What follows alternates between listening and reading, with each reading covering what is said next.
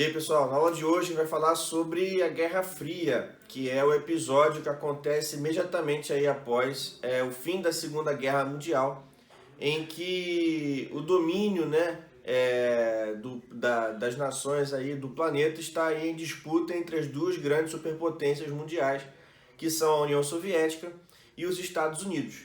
Então, esses dois países são os grandes representantes aí, né, do socialismo, no caso a União Soviética, e o capitalismo sendo representado pelos Estados Unidos. Então começa uma disputa aí global para o domínio científico, domínio militar, domínio econômico, domínio político das regiões do globo entre essas duas nações. Guerra Fria recebe esse nome exatamente porque não representou uma disputa militar direta entre os dois países, mas sim disputas indiretas através de territórios de influência e através de disputas políticas também. Então, com o fim aí da Segunda Guerra Mundial, nós temos a criação da ONU, da Organização das Nações Unidas, e os dois países começam a disputar zonas de influência. Os Estados Unidos, então, aí determinam a criação do Plano Marshall, que é um plano aí de ajuda econômica às nações europeias, por conta do medo da presença soviética ali nos países europeus para que eles pudessem ser aí dominados pela ideologia socialista. Então, os Estados Unidos colaboram economicamente com os países europeus, ajudam-nos a serem reconstruídos, ajudam a ressuscitar aí. Isso faz com que também a população europeia passe a ter uma admiração pelos Estados Unidos e possa naturalmente procurar uma aliança com o país americano. Também é criada a doutrina Truman, que recebe esse nome por conta do presidente da época, Henry Truman. E esse plano, essa doutrina, ela organiza uma série de medidas na política externa dos Estados Unidos em relação a como eles iriam lidar com a influência soviética ao redor do mundo e como os Estados Unidos poderiam aí colaborar com as nações que queriam se levantar contra a União Soviética em seus territórios, em suas regiões. Claro que a União Soviética não deixa isso passar aí ileso e eles também começam a desenvolver aí algumas políticas para influenciar tanto economicamente quanto politicamente outras nações. Então nós temos aí o lançamento do Comecon, que é uma política econômica da União Soviética, em que ela ajudava economicamente o país ali do leste europeu, estimulando a economia desses países, né? Embora, claro, que não tivesse a mesma magnitude do Plano Marshall, até pela realidade econômica da União Soviética, eles procuravam aí trazer esses países do leste europeu para a sua área de influência. Nós temos aí também, então, a criação da OTAN, que é a Organização do Tratado do Atlântico Norte, que era uma aliança político-militar entre Estados Unidos, Canadá e alguns países aí, a maioria dos países da Europa Ocidental, de modo que pudesse barrar o avanço da União Soviética nessa região do mundo. Em contrapartida, a União Soviética assina um Pacto de Varsóvia, em que ela se une aos países do leste europeu, que eram dominados aí, politicamente pela própria União Soviética, de modo que pudesse ser criada uma aliança político-militar que se opusesse aí à OTAN. Então nós temos, de um lado, a OTAN, do outro lado, o Pacto de Varsóvia, determinando aí as relações políticas na Europa. Então a gente também pode ver isso muito claramente na Alemanha, porque a Alemanha, como a grande culpada aí da Segunda Guerra Mundial, foi o país que foi totalmente invadido pelas potências dos aliados, né? E aí a Alemanha, como eu falei na última aula, ela foi dividida em 4 partes, porém as 3 partes ali que eram organizadas que eram dominadas pelas nações capitalistas, elas se unem formando a República Federativa Alemã, na parte ocidental da Alemanha. Já a parte que ficou aí dominada pela União Soviética forma o que foi conhecido como República Democrática Alemã. Então, o lado ocidental era um lado capitalista, o lado oriental era o lado socialista da Alemanha. Ao longo do tempo, as diferenças entre esses dois lados da Alemanha vão ficando cada vez mais claras por conta do desenvolvimento econômico que o lado ocidental experimentava, né, por conta da influência dos Estados Unidos, dos estímulos econômicos, diferenciando aí cada vez mais do lado oriental. De modo que, para evitar fugas em massa dos cidadãos ali da parte oriental para a parte ocidental, o governo da parte socialista constrói o que nós conhecemos como o Muro de Berlim, cortando aí a cidade de Berlim ao meio, dividindo cemitérios, dividindo estações de trem, dividindo ruas, e de modo que a parte a parte oriental da Alemanha ficasse proibida de avançar até a parte ocidental. Foram divididas famílias, foram divididas cidades, foram divididos bairros inteiros para impedir essa fuga da parte oriental para a parte ocidental. É importante aí também falar sobre a corrida espacial e tecnológica que ficou muito marcada durante a Guerra Fria entre a União Soviética e os Estados Unidos. A União Soviética conseguiu colocar em órbita o primeiro satélite artificial, o Sputnik, também conseguiu colocar o primeiro ser vivo a girar ao redor da Terra, que foi um cão, Laika, se eu não me engano, e também foi a primeira nação a colocar um homem a sobrevoar a Terra do espaço, o Yuri Gagarin. Em contrapartida, aí, os Estados Unidos criam a sua agência espacial, a NASA, e desenvolvem o programa Apollo, que tinha como missão chegar até a Lua. Então eles alcançam a Lua, conseguem fazer um voo e conseguem pousar na Lua com a Apollo 11 no ano de 1969, levando os 3 primeiros homens a pisarem na Lua.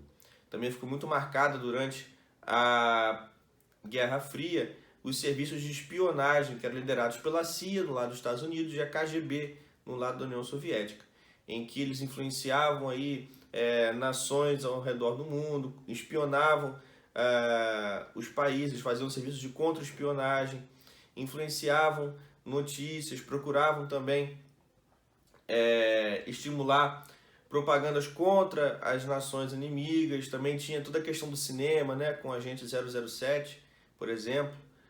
Então, o serviço de espionagem ganhou muita forma e muito relevo durante a Guerra Fria. A questão é que a relação da Guerra Fria não estava somente no território dos Estados Unidos e no território da União Soviética. Ela se expande aí ao redor do mundo em diversas regiões. Nós temos, por exemplo, o caso da China, que em 1921 teve criado o Partido Comunista Chinês.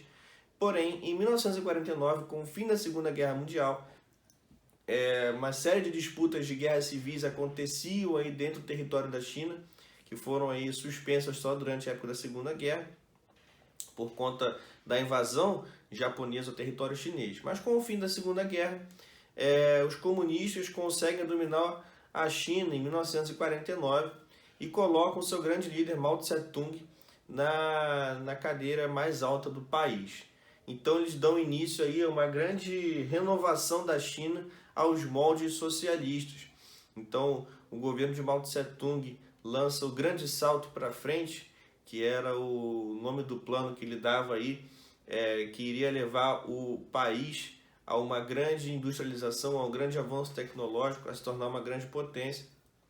Então eles estimulam aí a reforma agrária, estimulam a industrialização das cidades, porém a tecnologia era fraca e o que eles conseguem é gerar caos e fome. Estima-se aí que por conta desse grande salto para frente tenha acontecido aí um saldo de pelo menos 20 milhões de pessoas mortas por conta da fome imposta por essa situação na China.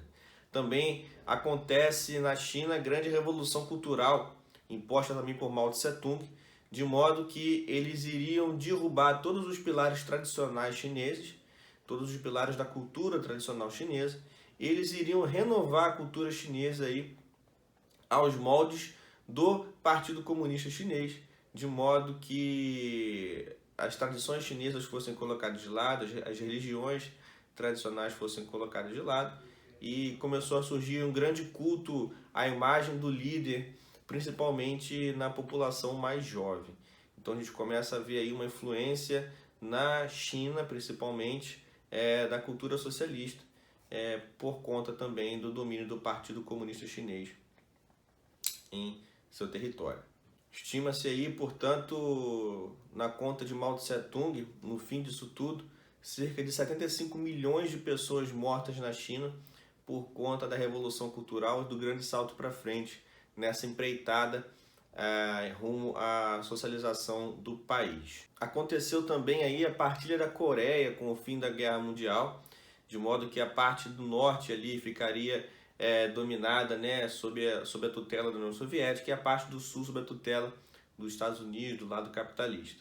Acontece que em 1950 acontece uma invasão por parte da Coreia do Norte, tentando aí dominar a Coreia do Sul e reunificar a Península Coreana. Porém, a parte do Sul ela é ajudada, né, auxiliada pelos Estados Unidos, e eles conseguem aí contra-atacar a Coreia do Norte, de modo que conseguissem quase o total aniquilamento da Coreia do Norte, chegando até próximo ao território da China. Porém, depois a Coreia do Norte consegue apoio, retoma a sua parte do território e eles assinam por fim um armistício aí, determinando a divisão do território da Península Coreana, quase igual ao que foi feito antes da Guerra da Coreia. Então nós vemos aí que os braços da Guerra Fria vão se estendendo ao redor do globo, tendo várias guerras sendo auxiliadas de um lado pelos Estados Unidos e do outro lado pela União Soviética, embora os dois países nunca entrassem num confronto direto, cara a cara. Um caso emblemático também é o Vietnã, que foi dividido em Vietnã do Norte e Vietnã do Sul. Vietnã do Norte ali é território de domínio socialista, e o Vietnã do Sul um território monárquico, mais tendencioso a uma monarquia. Acontece que o território do Sul depois sofre um golpe de Estado e passa a ser liderado por um líder altamente anticomunista e contra a reunificação. Eles passam a ser aí,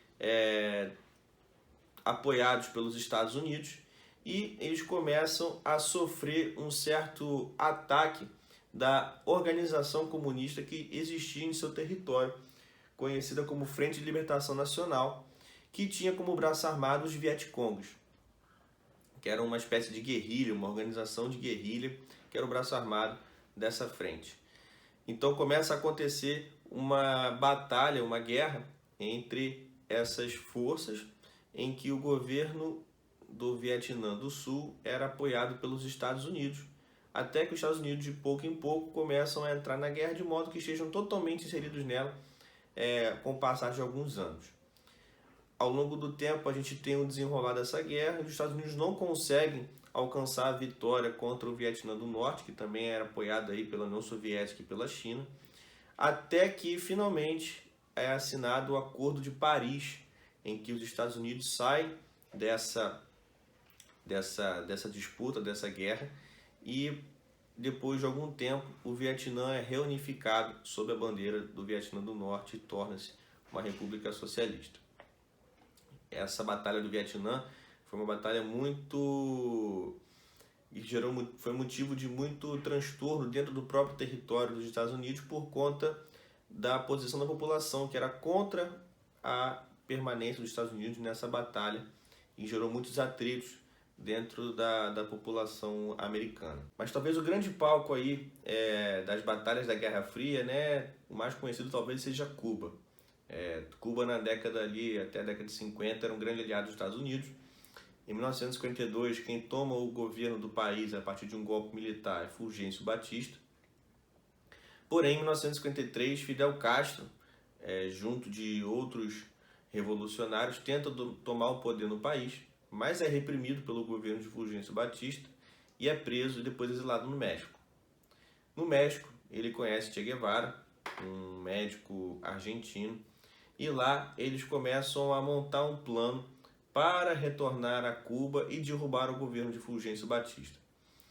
Eles conseguem arquitetar um plano, invadem Cuba a partir de uma região ao nordeste da ilha e começam a a angariar apoio da população contra a ditadura de Fulgêncio Batista e conseguem aí estimular uma tática de guerra conhecida como guerrilha, em que eles vão dominando territórios aí da ilha de Cuba conforme vão avançando, até que o ditador Fulgêncio Batista, com medo de uma revolução, foge para a República Dominicana e os revolucionários tomam o poder de Cuba, nomeando Fidel Castro aí como primeiro-ministro do governo.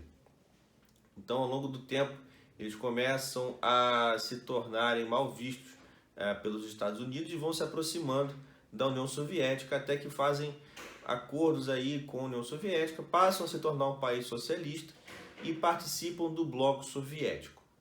Por conta disso, eles começam a sofrer uma série de sanções econômicas dos Estados Unidos, e os Estados Unidos também, através do presidente Kennedy, começam a fazer estímulos econômicos aos países latino-americanos, que por conta disso começam a romper relações com a Havana, com a capital de Cuba, começam a romper relações com Cuba.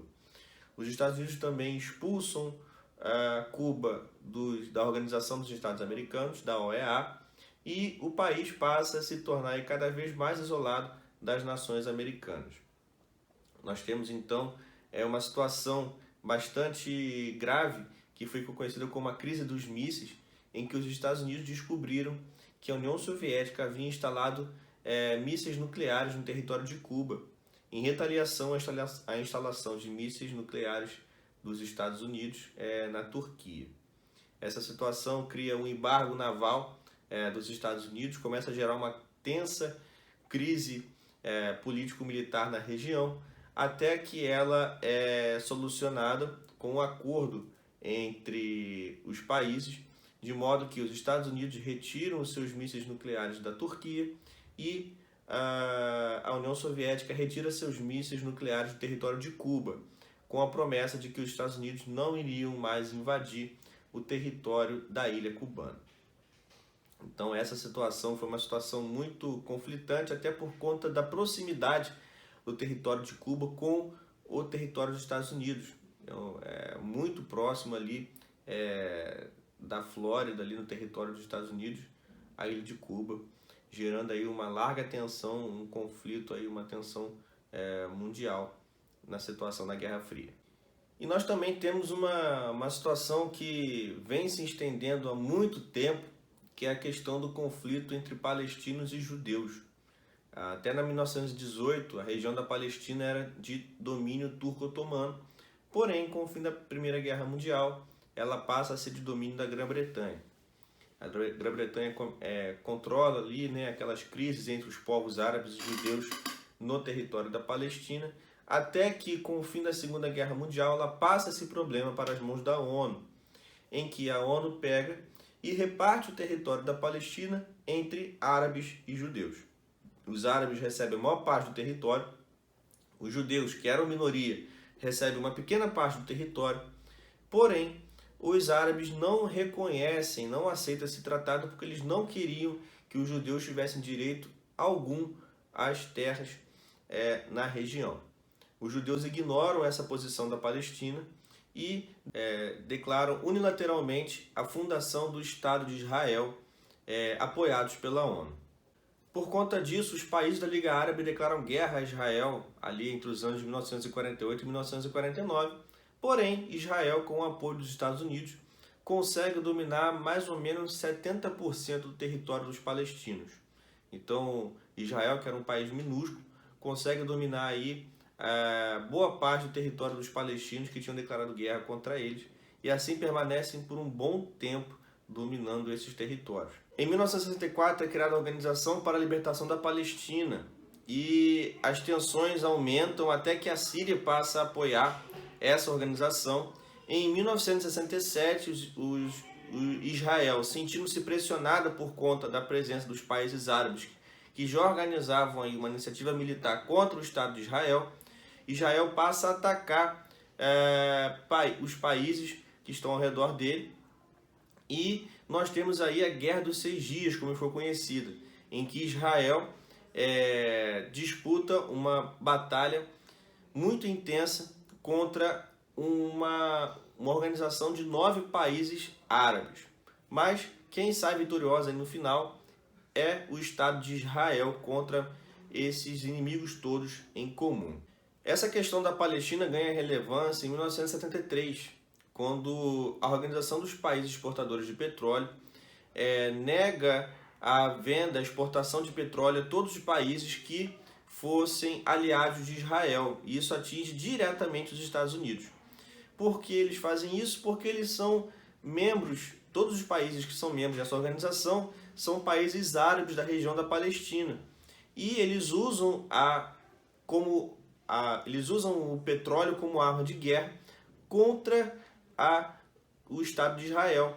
Por conta disso, existe uma crise econômica em vários países do mundo por conta da escalada da guerra. O preço do barril de petróleo aumenta. Por conta dessa guerra, os Estados Unidos ficam sem aí o petróleo, que é uma matéria-prima importantíssima para as indústrias. Isso faz com que vários países entrem em recessão econômica, crises econômicas acontecem ao redor do mundo, e esse conflito aí passa a ser conhecido como a crise da década de 70, a crise de 1973, a crise do petróleo, por conta dessa disputa entre os palestinos e os judeus. Essa disputa é muito antiga, ela acontece tanto por motivos religiosos quanto por motivos políticos. Os palestinos aí são contra algum território para o Estado de Israel, porque eles entendem que toda aquela região da Palestina é de posse dos árabes, aquela região ali de Israel, Jerusalém e tudo mais. Porém, os judeus enxergam que os seus antepassados já eram donos daquele território e por isso eles teriam direito a uma parte dessas terras. E esse conflito se estende aí por muito tempo e teve um capítulo importante durante a Guerra Fria. Então, finalmente, em 1988, é fundado o Estado Independente da Palestina e o Estado de Israel é reconhecido como uma nação livre e soberana. Então, a questão da Palestina aí, ela fica mais ou menos resolvida a partir de 1988. E, por fim, aí a gente termina o nosso assunto de Guerra Fria com as várias histórias ao redor do mundo que alimentam esse momento da história mundial que foi muito tenso, muito conflitante em várias partes do globo. Eu espero que tenham entendido, espero que tenham gostado. Um abraço e até a próxima.